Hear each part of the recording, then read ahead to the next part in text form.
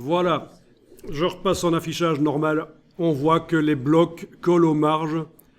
Et point de vue positionnement des images, si elles étaient correctes dans la version A4, elles vont rester à peu près correctes quand même dans la version lettres, puisqu'on reste dans un format vertical. C'est pas comme si on était passé en horizontal, où là, les proportions des blocs vont complètement changer. On va passer de blocs verticaux vers des blocs plus horizontaux. Il faudrait repositionner manuellement les images. Mais là, normalement, ça devrait être pas trop mauvais. Alors, il faut savoir qu'avec la version 2019 et les suivantes, cette fonctionnalité s'est améliorée. Avant, vous n'aviez pas cette possibilité d'ajuster la taille des polices. Et ça se faisait moins bien, en fait. D'une manière générale, c'était plus foireux.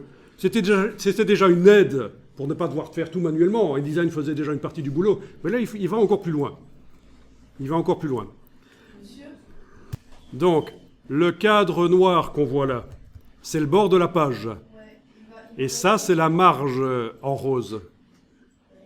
Donc le bord de la page, mais maintenant, si tu passes en affichage aperçu, là, tu vois que tu as des pages qui sont plus carrées. Ce n'est plus de l'A4 vraiment. C'est moins vertical. Ça s'est élargi. donc ce sera bien. Alors oui, la marge, elle était déjà là en A4. Cette marge assez importante de 20 mm ici, de 30 mm ici. Oui, si on veut voir les marges, vous pouvez aller dans la palette page. Dans la palette page, et vous pouvez aller cliquer sur la page gauche du gabarit A. Avec la touche majuscule, cliquez sur la page droite du gabarit du dernier, là le G. On a sélectionné tous les gabarits de la page de gauche du A vers la page de droite du G. Et vous allez dans page, marge et colonne. Donc dans la version anglaise, c'est menu Layout, marge et colonne, Margin and Columns. J'ai pas un très bon anglais, donc je vais après faire une petite collecte pour que vous me donniez de l'argent pour aller faire un petit stage à Londres. C'est le but, en fait. Je rigole. Et donc voilà, 20 mm de marge du dessus, 20 mm en dessous. Le petit fond, c'est la marge qui est près de la reliure, c'est ce qui est au centre de la double page, 30 mm, parce qu'on ne veut pas que le texte aille trop près de la reliure. 20 mm de grand fond. Alors, ça aussi, ça pourrait se modifier si on cochait ici « Ajuster la mise en page ». On pourrait modifier ça. On va le faire après. Et donc ta question c'est, est-ce que c'est pas trop? Est-ce qu'il ne faudrait pas que le texte soit plus près du bord? Eh bien non, justement. Non. Plus vous remplissez une page, plus le document fait bas de gamme. Plus il y a d'espace et que ça respire, plus il fait haut de gamme. Et justement, ceci, au départ, le document, d'ailleurs, vous le connaissez, vous avez travaillé sur une version du document précédemment, il avait le texte et les images plus près du bord. Et c'était moche. C'était pas bon. Ce document-ci, avec le texte plus éloigné des bords, c'est mieux. Il n'est pas nickel, hein, c'est un document en cours d'élaboration. Faire le design d'un magazine, ça prend du temps et ça demande de l'expérience. Ce qu'il y a par contre, il y a des choses qu'il faudra régler, notamment les gouttières entre les blocs texte, l'espace entre les blocs texte. Peut-être qu'il n'y a pas assez d'espace. Voilà, il y a plein de choses à régler. Hein. Mais en tout cas, voilà, le fait qu'il y ait des grandes marges, c'est bien. Gardez ça à l'esprit, vous voulez donner un aspect bas de gamme à votre document, remplissez à fond. Vous voulez que ce soit haut de gamme, faites des espaces vides.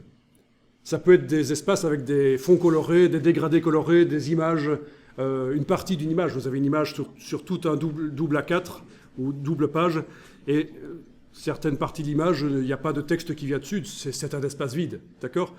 Pourquoi est-ce qu'on serait amené à vouloir faire un document bas de gamme en faisant du remplissage ? Quand on fait de la publicité de ces produits, quand vous faites un catalogue pour vos produits, typiquement, allez voir ça, des catalogues de produits. Si on veut donner l'impression que c'est pas cher, que le vendeur ne prend pas beaucoup de marge bénéficiaire, ben il va faire un document où il ne va pas laisser 1 cm² inutilisé sur ses pages. Et les gens inconsciemment vont voir ça. Tiens, ce magasin, il ne gâche pas de l'argent à imprimer des pages avec du vide. Tout est rempli. Et c'est riche visuellement, mais c'est moche. Voilà, donc, sachez-le. Parfois même, on fait de la photogravure, c'est-à-dire de la retouche des images pour l'impression, pour que les images soient plus moches que ce qu'elles pourraient être. On fait jouer un script sur les images, on les ternit, on les salit, on les rend floues. Ça donne une impression bas de gamme, même si l'imprimeur peut faire une impression correcte.